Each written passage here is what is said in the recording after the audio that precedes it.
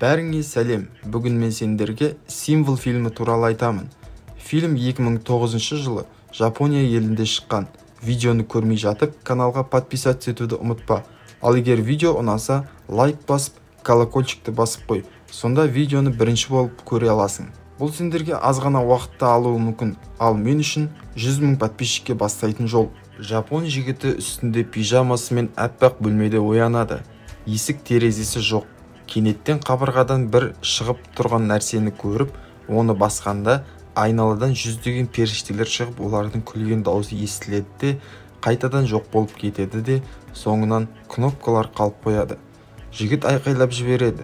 Бұл үйрену этапы деп аталады. Қабырғадағы кнопкалардың әрқайсысын басып отырады. Сонда әртүрлі нәрселер шыға бастайды. Тіс щеткасынан вазаға дейін. Бір кнопканы баса берсе, сол зат қайта-қайта шыға береді. Сөйтіп тағы бір кнопканы басқанда, ол құйрыққа айналып кетіп, жаман иіс шығарады. Бөлме әртүрлі нәрсеге толып қалады. Бір кезде суши шығады, бірақ аз екен. Біреуін басып қалғанда тағы суши шығады. Сөйтіп тамаққа тойып алады. Жеп болған соң тағы басады. Сол кезде 3D көзілдірік шығады. Оны киіп алғанда бір кнопка мені бас деп тұрады. Жігіт қуанып, бөлменің құпиясын таптым деп жатады. Бірақ оны басқанда кері санайтын сан шығып, төбеден үлкен құйрық шығады. Бірнеше сағаттан соң ол манга оқып отырып, 6-шы бөлімін шығарғысы келеді.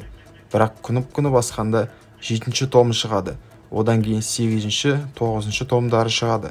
Тағы басып қалғанда артқы жақтан есік ашылып жабылады. Бірақ ол кеш көріп қалады. Қайсы кнопканы басқанын ұмытып қалады. Кнопканы тауып есікке барса, жабылып қалады. Қайтадан барады, жабылып қалады. Неше түрлі амалдарын жасайды. Жүзеге аспайды. Үстіне ауыр құмыра қояды. Ол да болмайды. Су құяйын десе, су тек өзінің басына ағып тұрады. Сөйтіп ішін сушимен толтырады. Толтырып болған соң көтерейін десе, өте ауыр болады. Қайтадан ішінен сушиді біртіндеп алып, жартысына дейін босатып, әрең дегенде көтеріп әкеледі. Бірақ кнопка қайсысы екенін ұмытып қалады. Ойына келгенін баса салғанда жабайы адам шығады. Ол құмыраны бір теуіп, сындырып тастайды. Ашуланып кнопканың үстіне күрішті үйіп жатады. Ол да болмайды. Ұйықтап алып ұйқыдан тұрады да, тісін тазалағысы келеді. Бір кнопканы басқанда төбеден арқан түседі. Оның басына бір идея келеді. Кнопканы басып, есікті ашып, тез арқанмен жетіп барады. Бірақ есік кілттеулі. Ашуланып, кездейсоқ бір кнопканы теуіп жібереді. Сол кезде кілт пайда болады. Бірақ оған жақындағанда жоқ болып кетеді. Қай кнопка екенін тағы да ұмытып қалады. Қабырғадан үрген ит шығады. Тағы басқанда тағы ит шығады. Үшіншісінде кілтті шығарады. Кнопканы сушимен белгілеп қояды. Арқанға мініп, кнопкаға басайын десе, оған жете алмайды. Ол жерде жатып, вантузды көріп, оны қабырғаға жабыстырып, кері қарай итеріп, арқанмен тербеліп, ақыры кнопканы басып, кілтті алып, есікке салады. Бірақ төбеде тағы бір кілттің тұрғанын көреді. Ол ашуланып вантузды лақтырып жібергенде, бір кнопкаға тигенде жабайы адам шығады. Оның маңдайынан санды байқап қалады. Сол санды әлгі төбедегі кілтке жазып, есікті ашып жатқанда артындағысы жабылып қалады. Ол алдыңғы есігі тіреліп, ашылмай кішкентай жерде қалып қояды. Менің осы уақытқа дейін YouTube'тағы нәтижелерім. Ақиқат KZ каналы соңғы 365 күнде 68 миллион просмотрға 2 900 000 теңге. Кочевник каналы декабрь айында 1,8 миллион просмотрға 408 000 теңге.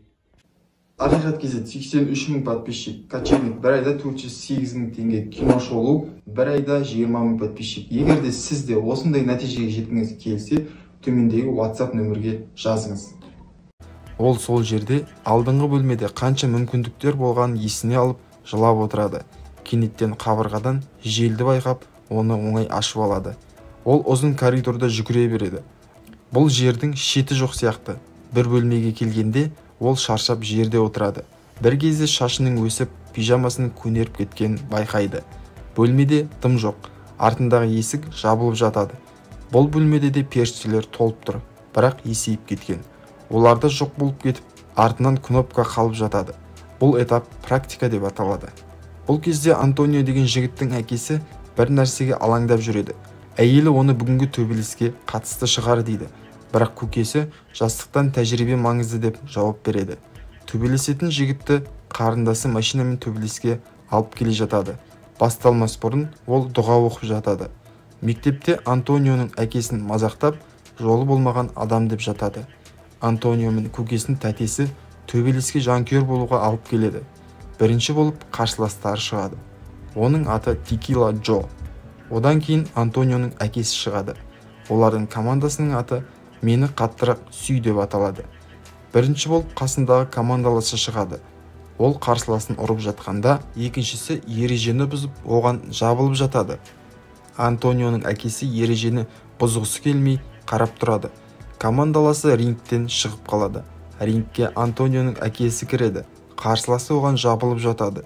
Сол кезде жапон жігіт бөлмедегі кнопканы басып қалады. Антонионың әкесі мойны созылып кетіп, қарсыластарын нокаут қылып тастайды. Бөлмеде ештеңе болмайды. Кнопканы қайта-қайта басады. Антонионың әкесі қасындағы командаласында баласын да нокаутқа түсіріп тастайды. Жапон жігіті басқа кнопкаларды баса бастайды. Біреуін басқанда концертте әнші аузынан от шашыратып тұрады. Екіншісін басқанда фокусник фокус жасай алмай қалады. Үшіншісін басқанда Қытай бір жігіт өз иттеріне өзі үреді. Жігіт аспанға қарайды. Бөлменің төбесі жоқ екен. Жоғарыда періштелер ұшып жүр. Ол кнопкаларға міне бастайды. Әрбір кнопканы басқанда жер бетінде бір оқиға болады. Гүлдер шығып, пілдің аяқ астынан өліп қалуы, космонавттың сүрініп құлауы мен ғимараттардың қирап қалуы. Ол жоғары жүрген сайын сақалы мен шашы өсе бастайды. Енді оған кнопкаларды ұстаудың қажеті жоқ. Өзінен өзі көтеріле бастайды. Саяхаттың соңына келгенде айналасынан көптеген қанаттар ұшып жатады. Жоғарыдан әппақ жарық оны соңғы бөлмеге алып келеді. Қабырғада жер бетінің картасы тұрады. Дәл алдында ең үлкен кнопка тұрады. Бұл этап болашақ деп аталады. Сіздерге бұл Символ фильмі ұнады ма? Комментарийге жаза кетіңіздер. Достар, осы секілді қызықты видеоларды көргілеріңіз келсе, каналға жазылып, лайк басып, комментарий қалдырыңыздар. Келесіде кездескенше.